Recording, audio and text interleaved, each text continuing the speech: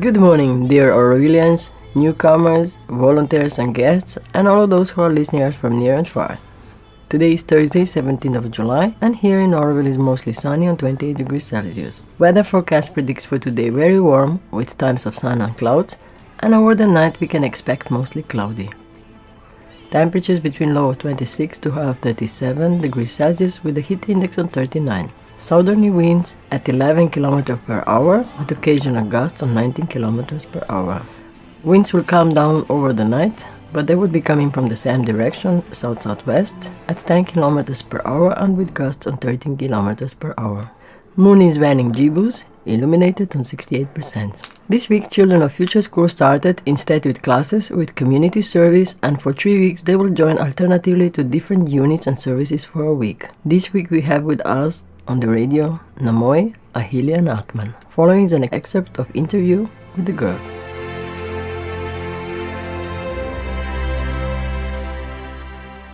There are many options on the list for community service, and I just wanted to try many different things. So Orville Radio was one of my choices.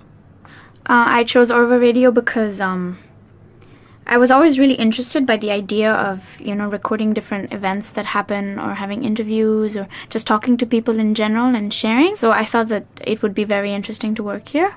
So that's why I chose it. I found that it was very interesting to actually see what happens behind, because I've always, listened to interviews and stuff on television and online, but I've never actually, thought of what happens behind. How you have to think of all the questions and how you have to edit and the categorization and, so I really learned that there's a lot more going on behind just what you see on the television. Those 5 minutes you see is actually behind 10 hours of work, correct? Yeah, exactly.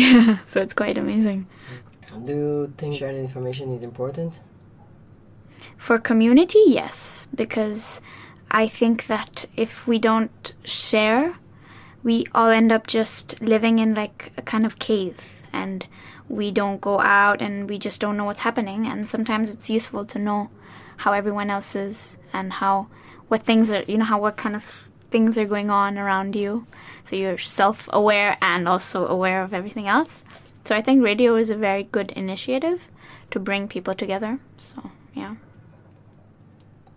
But I think that Orville Radio does provide the service the city needs. Yeah, because it publishes a lot of events and things that go around. So even if you don't go to the actual event, you can look at it and see what happens, and you get the information. If any of you is planning to go further in communication in the life? Sometimes, yes, I've had thoughts of there are all kinds of different kinds of communication. You can also communicate through writing articles and journalism and stuff. So there. Wait, you think the radio is not journalism? It is definitely. I mean, like paper journalism. Oh. So, yeah, but I've always seen myself as wanting to share things with people. So Orville Radio is a wonderful way to start that little dream of mine.